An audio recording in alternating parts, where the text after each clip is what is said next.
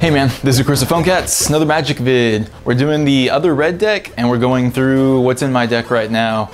I love this red burn deck. It's cheap, it's perfect, and it's countering so many of the weenie decks that are out right now. After this vid, check out PhoneCats.com. The Galaxy Nexus is banned from US sales, but I know where you can buy one, and they're under $300. Not too bad. Okay, so we're gonna go through every single card that I'm playing with right now, and we're off. There's nothing for one casting cost, which kind of freaked me out. Searing Spear is like a new school Incinerate without the regeneration thing that it takes away. Must play. Later on down the line, you can deal double damage with some other cards. It's a must. Blaze is your standard fireball. X damage to target creature or player. Another essential, like, you can do the late game killer, just take out that essential creature. It's a must. There's no reason, I don't know, I think it's a must. Earthquake, put it in your deck. In this crazy meta world, everything has one toughness, so you can just throw out an Earthquake for one sometimes and wipe your opponent's side of the board. Nice if you're playing those green stompy decks too and just need to knock out an Earthquake for like 4 or 5. Red Stud Zenith, another crazy fireball. I think this one's rare, and after you cast it, it goes back into your library. You can play with a couple of these, and I don't know, maybe that's a reason for me to take out the Blaze. Never even thought about that. I like having those X spells though. Rain of Embers, in this meta world of all the weenie decks and small creature decks, casting a Rain of Embers and taking out your opponent's entire soldier army before he gets +1/+1, or goblin army before he gets too crazy. It's nice. Ruby Medallion, look at that old art, taking me back. It's nice. There's enough high casting cost cards that getting them out one turn early can be a big deal. The Magma Phoenix comes to mind, but just look at every other card from here and on. Except Searing Blaze and the handful of ones that are just straight reds. Okay, if your opponent went first, and then you do a turn 2 Searing Blaze on his turn 2 creature and hit him for 3 and hit his creature for 3, you just casted 2 lightning bolts with 1 card, and it happens like every game. Flame Break, OP, so perfect. 3 red, another one that doesn't get affected by Ruby. Look, I'm learning from these videos. 3 damage to all creatures, without flying. They can't be regenerated, and 3 to each player. Just another one of those cards where you're killing all their creatures and hitting them. Flames of the Firebrand. This one's applicable for that Ruby Medallion. 1 red, 2 colorless. You ping 1 damage, 1 damage, 1 damage anywhere that you want. It's nice. Killing 2 creatures and hitting them for 1. It's just such an ego blast. Prodigal Sorcerer. This is the new red Tim thing. Kind of cool. I think he's a rare. It's fun. I mean, I can't take that out of my deck, even though I'm really wishy-washy about it. Right now I'm playing with 1 Flames of the Firebrand. I'm just kind of still testing and feeling it out. 3 mana, deals 4 damage to your opponent. It gets kind of hectic when you're playing against the green decks with life gain and the white deck, but it makes them not gain life that turn and prevent life gain. Kind of a cool clutch card. I'm playing with 2 Furnace Whelps. I might drop it down to 1. I don't really like the fire-breathing pump-upable low-level creatures, but this Furnace Whelp is a threat, and I don't know, sometimes I have some extra mana floating around and it's just nice to be able to expend it on those pumpers. This crazy 4 mana 4/4 Fireheart thing is legit. I take them out and put them back in though. You can pay 3 mana and light up one of your opponent's lands, and then it deals 1 damage to them every upkeep, even if that dude dies.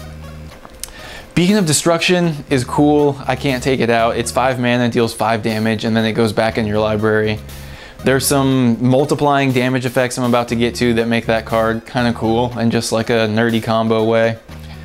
Cone of Flame, must play, 5 mana, so much creature killing power. You deal 1 damage, deal 2 damage, deal 3 damage. Anywhere that you want, you just do this snap, crackle, pop combo. In desperate times, you can ping one of your own creatures for 1. I've won games hitting me for 1 and having to cast it. Fire Servant. The Furnace of Wrath with a built-in creature.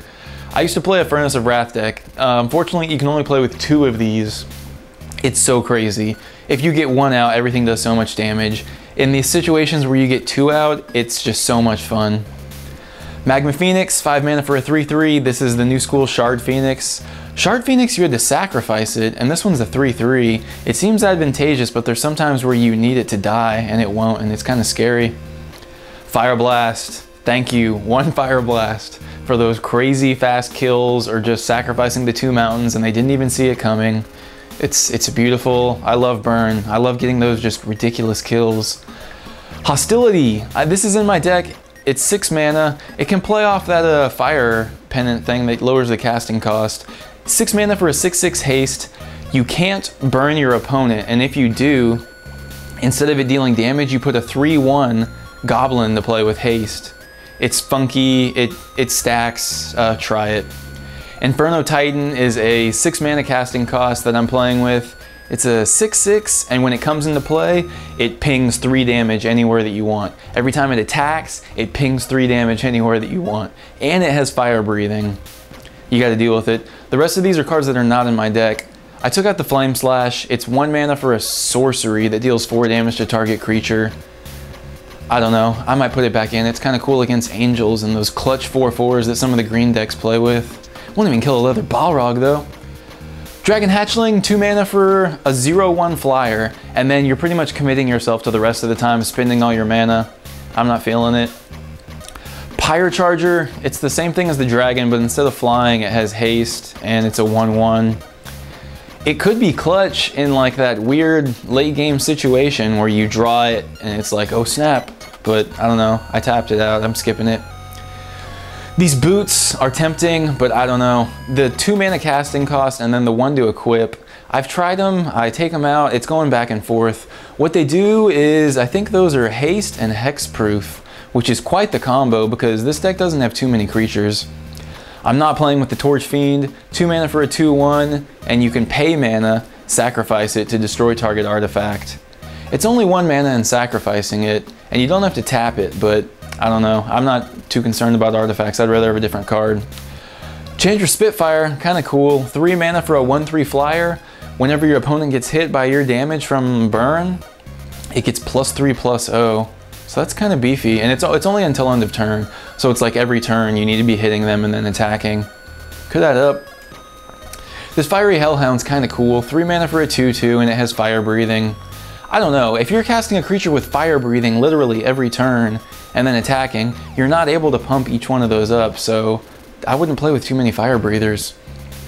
Chandra's Outrage, I don't even know what this one does. 4 damage to target creature and 2 damage to their opponent. And that's only 3 mana? That's not that bad at all. That wasn't 3, that had to be more than that. I don't play with these Phoenixes. I can see what they want you to do where you're constantly returning cards back to your hand. It's 4 mana for a 4/2. I thought it was a 4/1, but whatever.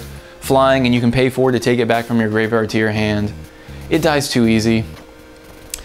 Chandra's Fury deals 4 damage to target player and 1 damage to each creature they control, and that one's 5 mana. Kind of funky, I don't know. For 5 mana, by the time you're playing a Goblin deck or the Soldier deck, they might already have +1/+1 on all their dudes. Fire Elemental, look at that old school art. 5 mana for a 5/4, nothing fancy. I feel like this card was way better back then than it is now. Now I'm just passing on it. And then back then I was like, oh god, they played a Fire Elemental. Skargan Firebird, 6 mana for a 3/3, it has Bloodthirst. So I believe if you've hit your opponent this turn and dealt damage, it comes in with +3/+3. Has flying, and what is it? You can return it from your graveyard to your hand for 3 mana. Another one of those where they want you to be late game getting card advantage, but I don't like games that go that long. Disaster Radius, 6 mana, show your opponent a creature card, and you do like a one-sided earthquake and deal damage to all their stuff. A lot of mana, kind of funky. I don't like having it in my first hand and feeling crippled. Same thing goes for Flame Wave. It's so cool, but at the same time it's not in my deck. 6 mana, 4 damage to all your opponent's creatures and to your opponent. And that's it. Thanks for watching, PhoneCats.